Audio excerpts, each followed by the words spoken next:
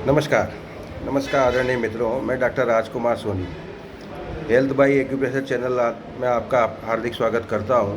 आपसे अनुरोध है, स्वास्थ्य उपयोगी इन वीडियोस को ज़्यादा से ज़्यादा लोगों तक पहुंचाएं और वे लोग इसका लाभ ले सकें जो बिना दवा के अपनी सेहत को सही रखना चाहते हैं। सुजोग रंग चिकित्सा, सुजोग एक्यूप्रेशर की रंग चिकित्सा के प्रशिक्षण की श्रृंखला में इस वीडियो में मैं जो विभिन्न चिकित्सा प्रणालियाँ हैं इस तरह की एक्यूप्रेशर से रिलेटेड, तो रिफ्लेक्सोलॉजी में आपको परिचय दे रहा हूँ इस वीडियो में आज। स्पाइन रिफ्लेक्सोलॉजी तो शियारसू में जिस तरह से जिस जगह तकलीफ़ हो वहीं दबाएं, ये सिद्धांत काम करता है। तो हमारे शरीर के कुछ महत्वपूर्ण उपचार बिंदु हमारी रीढ़ की हड्डी पर भी स्थित है। कहाँ स्थित है? रीढ़ की हड्डी पर भी स्थित है। अभी तक मैंने आपको हथेली और पंजों का बताया था। हथेली में, पंजे में, पैर के पंजे में 19-20 वो तो सारे एक जैसे ही हैं, है ना। थोड़ा सा लोकेशन का अंतर है, बाकी क्योंकि पंजे की शेप अलग होती है, थोड़ी सी हथेली की अलग होती है। पंजे में, जो पैर के पंजे में अंगूठा ऊपर ही ऊपर दिखता है और हथेली में नीचे दिखता है ना जी। लेकिन साइज में अंतर नहीं होता। आप सोचो कि उंगली इतनी बड़ी है और अंगूठा भी इतना ही बड़ा है। जब ये देखिए आप, यहाँ इसकी जड़ होती है, इसको जब तोड़ के अगर हम यूँ लगाएंगे तो ये उंगली से 19-20 ज़्यादा ही निकलेगा। तो रीढ़ की हड्डी के दाएं बाएं जो यहाँ गर्दन से नीचे से चलेंगे तो रीढ़ की हड्डी के मणके स्थित होते हैं। इसको 4 भागों में बांटा गया है। कितने भागों में बांटा गया है? 4 भागों में बांटा गया है। पहला भाग है सर्वाइकल रीजन, यानी गर्दन का क्षेत्र। सर्वाइकल रीजन, सर्वाइकल नाम बहुत चलता है, सर्वाइकल हो गया, सर्वाइकल हो गया। सर्वाइकल वर्ग का कुछ नहीं होता। सर्वाइकल तो उस जगह का, उन 7 मणकों का नाम है जो रीढ़ की हड्डी के होते हैं, डिस्क जिसके बीच बीच में चलती है। रीढ़ की हड्डी के मणके इस तरह से होते हैं, साकल जैसी होती है रीढ़ की हड्डी।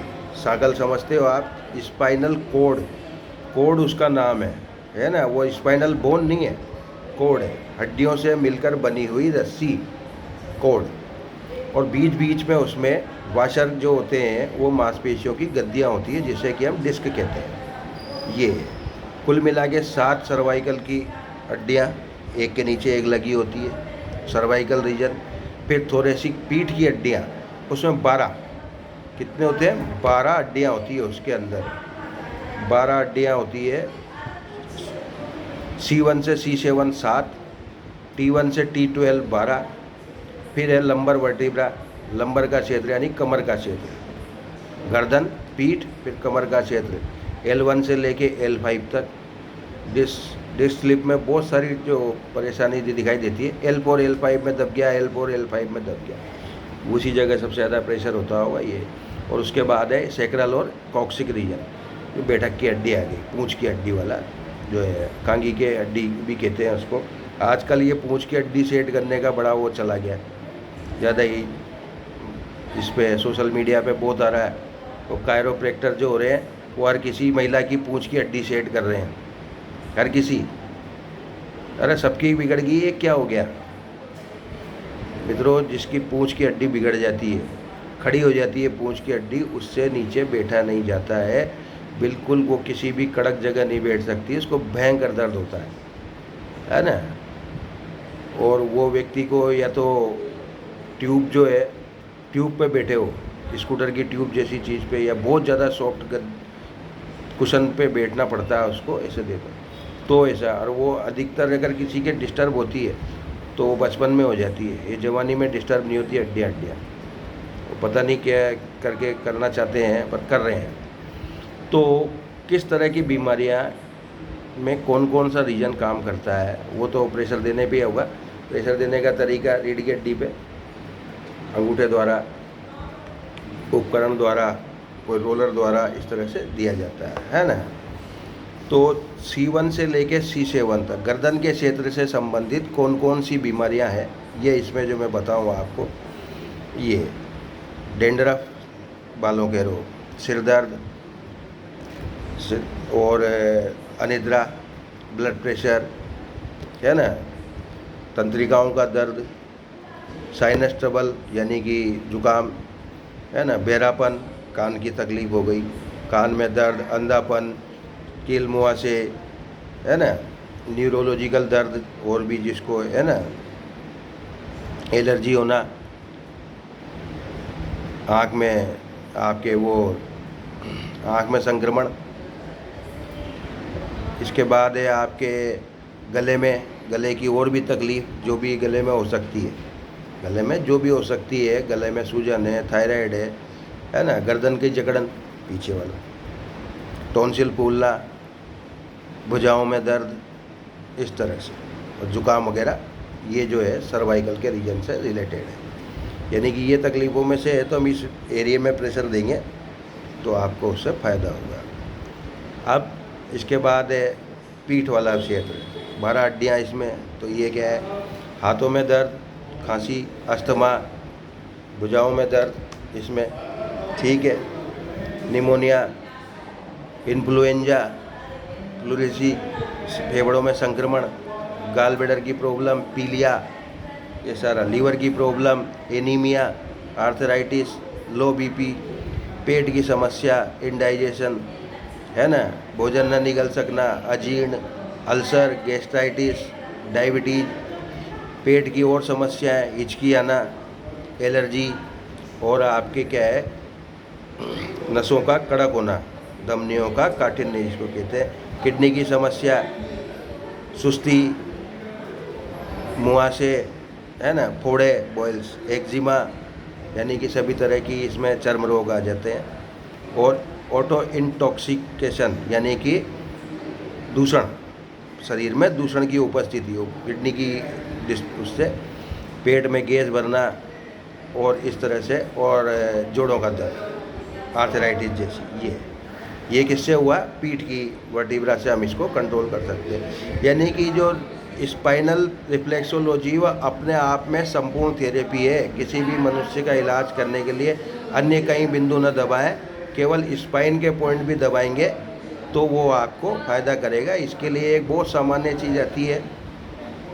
स्पाइनल रोलर मैग्नेट का, वो उससे कर सकते हैं मालिश। और आजकल तो ये जो जगह जगह केंद्र खुल गए हैं, शेरा जिम, उस पर वो स्पाइन थेरेपी करते हैं, लेटा के उस पर पीठ के नीचे, स्पाइन के नीचे रोलर ही फेरा जाता है। फिर कमर का क्षेत्र आ गया, लंबर वाला, 5 इसमें, कोलाइटिस, कब्ज, डायरिया, हर्निया, पेट में बांटे आना, क्रैम्प्स जिसको कहते हैं, एसिडिटी, अपेंडिसाइटिस, है ना, वेरिकोज वेन्स, ये सब बीमारियां कमर की उससे कंट्रोल हो सकती है ना। प्रजनन अंगों के रोग, मूत्राशय के रोग, कमर का दर्द, कमर के साथ साथ, कमर तो है ही सही, कमर का दर्द और घुटनों का दर्द भी इससे होता है, साइटिका, नीचे वाले कमर के हिस्से का पेन, और बार बार पेशाब आना। पीछे प्रेशर देंगे और वो पेशाब की समस्या सही हो जाएगी। ये सूजन, रक्त संचार में कमजोरी, है ना, ठंड लगना, पानी, पैरों में ठंड लगना, है ना, पैरों में, पंजों में ठंड लगना, ये भी इसके कारण है। ये तो ये इस तरह की समस्याएं इसमें सुलझाई जा सकती है। फिर बैठक वाला जो है वो है स्पाइनल कर्वेचर, सेक्रोइलियक प्रॉब्लम्स, यानी कि रीढ़ की हड्डी की आकृति में ही गड़बड़ जो है वो है, और बाकी के जो हैं इसमें पाइल्स वगैरह, खुजली, बैठने में दर्द होना। तो ये बैठक में जिसको दर्द हो रहा है वो कौन व्यक्ति है, जिसकी हड्डी सीधी हो गई है, उसी को ज़रूरत है कॉक्सिक रीजन को छेड़े जाने की, वरना किसी को नहीं है। अनावश्यक रूप से कोई थेरेपिस्ट किसी भी व्यक्ति की कॉक्सिक रीजन छेड़ता है, बिना बात प्रेशर देता, कुछ ज़रूरी नहीं है।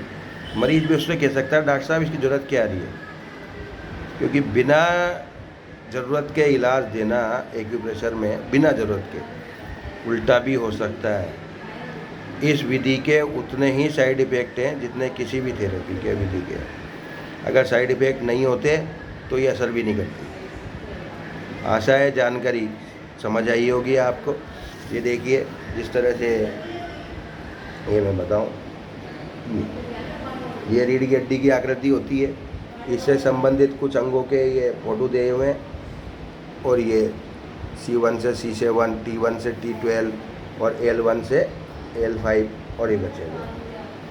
ये आकृति, इससे संबंधित अंग मैंने आपको बताई है। ये सीरीज उपचार कौन से अंग संबंधित है वो जो है आपके, वो इसमें फिर भी देखिए आप, फेफड़े और श्वास नली से संबंधित है वो आपके C3 C4 और T3 से T9। तो अब इतना लंबा इसमें जानकारी लेने का जो है वो थेरेपिस्ट के लिए ही ज़्यादा सही है।